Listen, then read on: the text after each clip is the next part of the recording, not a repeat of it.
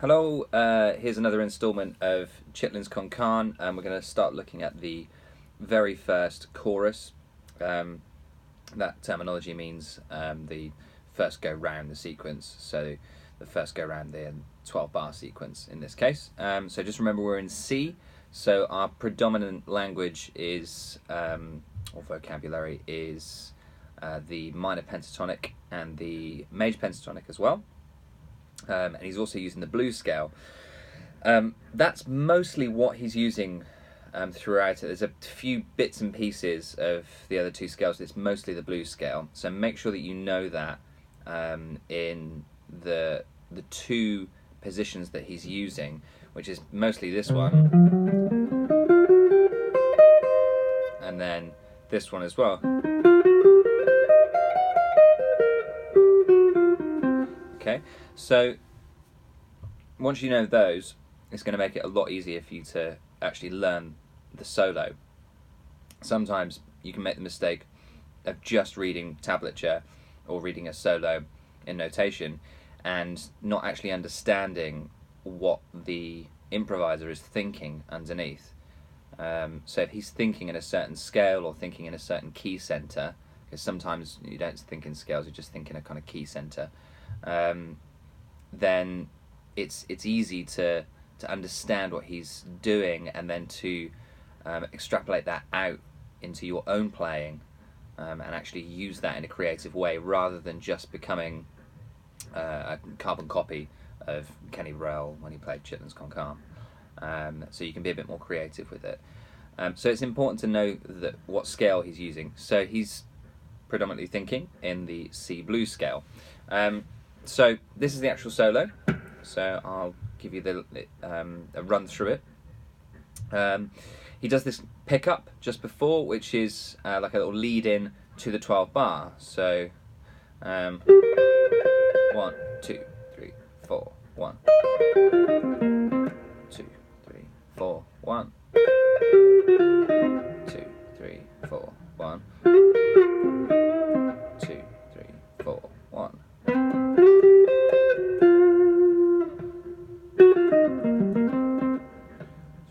4, 1.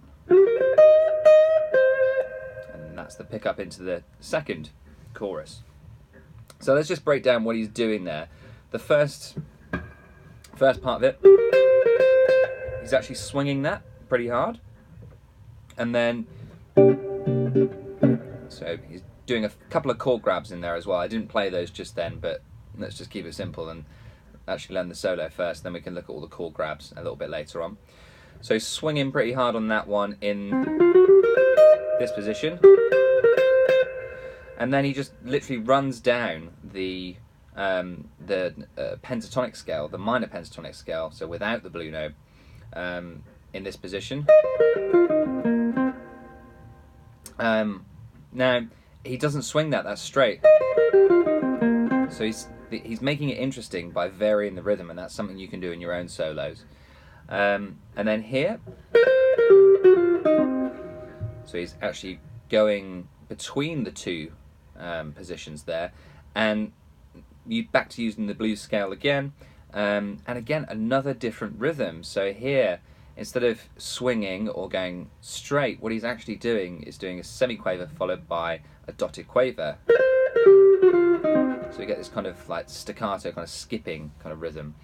And then here, that's the next one there. Pretty normal stock blues lick there. Okay. He ever so slightly bends that note there.